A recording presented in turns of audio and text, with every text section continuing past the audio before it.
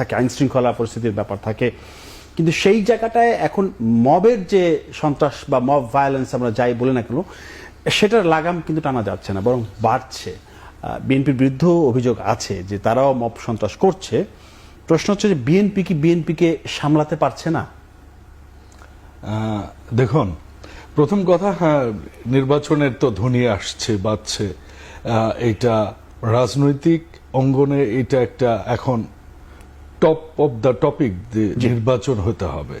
কিন্তু সরকার যেটা চাচ্ছে, সরকারের সাথে একটাই সমস্যা, সেটা হচ্ছে যেটা রাশেদ সাহেব বললেন, যে এখানে মূলত সরকার তার বাচ্চাদের টেক কেয়ার করতে চাচ্ছে। ওই যে আলাদা বুথ দিবে ইয়াংদের জন্য, কিংবা যেটা রাশেদ বলেননি, গতকালকেও প্রেস সচিব স্ট্যাটাস দিয়েছেন যে গ্রামের মফস্বলের সাংবাদিকদের জন্য একটা সুযোগ এসেছে এদের এই পদযাত্রা নিয়ে রিপোর্ট করার, এবং এই রিপোর্ট করা এক সময় ইতিহাস হয়ে থাকবে।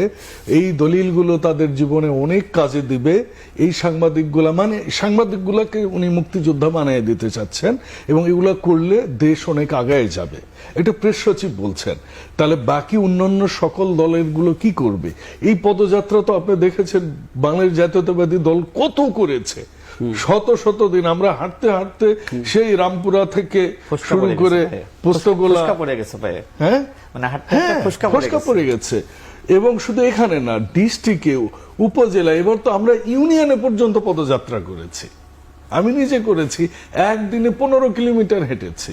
এই যে অবস্থা, এদের এই পদযাত্রার কে নিয়ে যে এই প্রেস সচিব যেটা স্ট্যাটাস দিলেন সাংবাদিকদের উদ্দেশ্যে, এটি তো একটা নিরপেক্ষতা ভঙ্গ করে, নাম্বার ওয়ান। নাম্বার টু, আমি আসছি মবের কথা। আপনি জানেন বিএনপির ভারপ্রাপ্ত চেয়ারম্যান জনাব তারেক রহমান কোন মুডে আছেন, কি করছেন, এবং ওনার কি স্টাইল অফ ম্যাচুরিটিটা উনি শো করেছেন। মান্না ভাই গতকালকে বোধহয় বলেছেন বা পরশুদিনই যে Tarek Rahman can be the Mahathir Mahmud. উনি যেটা বলছেন, যেভাবে উনি মাহাথির হতে পারেন বলে তার অপশন আছে, এবং আমরা দেখছি আমাদের ভারপ্রাপ্ত চেয়ারম্যান ঠিক সেভাবে কন্ট্রোল করছে। এখন আপনি যেটা বলছেন যে মব, প্রথম কথা হচ্ছে বিএনপি দলটা গত 15 বছরে ধাক্কা খেয়ে খেয়ে কি হয়েছে এটা বোধহয় মিডিয়াতে আলোচিত হয় না। আমি যেহেতু তৃণমূলের রাজনীতি করি, একটা উপজেলা বিএনপির সভাপতি, একটা ওয়ার্ডে, ইউনিয়নে নয়, একটা ওয়ার্ডে বিএনপির 51 জন, যুব দলের 51 জন, ছাত্র দলের 31 জন, কৃষক দলের 31 জন, শ্রমিক দলের 11 জন, তার এভাবে 1800 লিস্টেড লিডার আছে একটা ওয়ার্ডে বাংলাদেশে। এখন এই 68,000 গ্রামের কতগুলো আমাদের লিস্টেড কর্মী আছে আপনি বুঝতে পারছেন। এটা একটা ব্যাপক ম্যানেজমেন্ট সিচুয়েশন, এবং এখানে আমরা কিন্তু ক্ষমতাই নেই। পুলিশ আমাদের সাথে না, প্রশাসন আমাদের না, এটা কার হাতে? ইউনূস সাহেবের হাতে। আমরা নিজেরাও মামলা করেছি, আমাদের নেতারাও যে আমাদের কর্মীদের বিরুদ্ধে মামলা করে পুলিশকে ধরিয়ে দিয়েছে। আপনারা কি দেখতে চান? কিন্তু পুলিশ কি করছে? আপনারা কি ব্যবস্থা নিচ্ছেন? পুলিশ তো, আমরা তো ব্যবস্থা নিচ্ছি।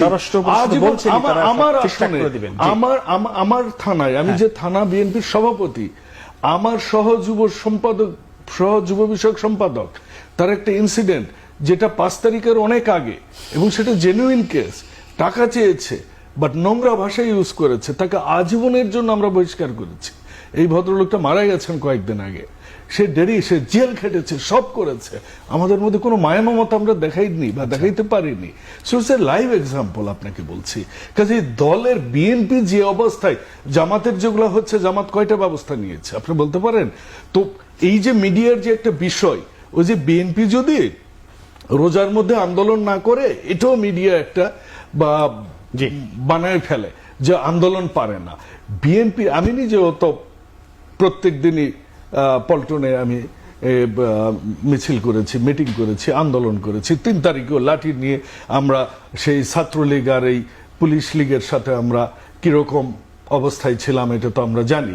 কিন্তু সেইখানে আপনারা শুধুমাত্র বিএনপির 15 বছর আপনি বলতে পারবেন একজন কর্মী, এখন বলতে পারেন যে শাহজাহান ওমর তো চলে গেছে, এটা যেতেই পারে, এটা তো একটা দল। আপনি যদি 1 কোটির মধ্যে একজন যায়, আপনি কি এটাকে ধরতে পারবেন? কিন্তু বিএনপির কর্মীরা কি করেনি, পায়ে বেরি পড়েছে। মা মারা গেছে, জানাজায় যেতে পারেনি।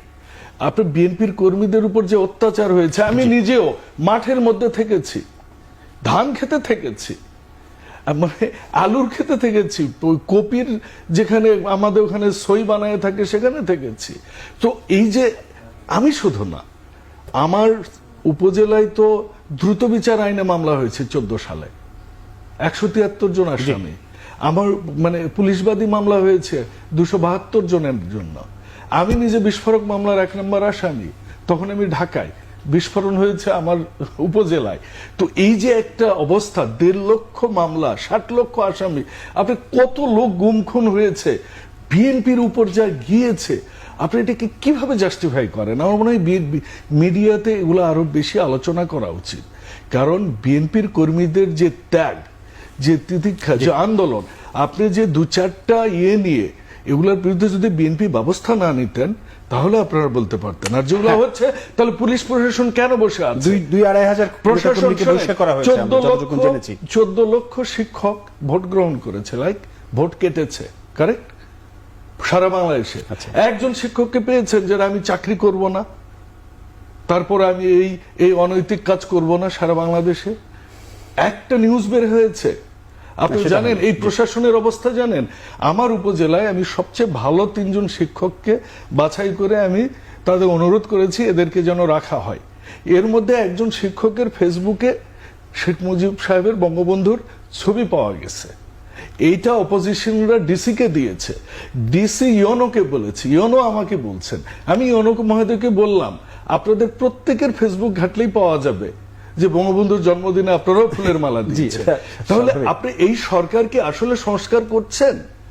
তো এই সরকার যদি এই মানে শুধুমাত্র এনসিপির সরকার হয়, এটা কিন্তু অবশ্যই প্রশ্ন। আপনার কাছে যেতে চাই রাশেদ খান, আপনার কাছে আমি স্যারের কাছে একটু পরে যেতে চাই।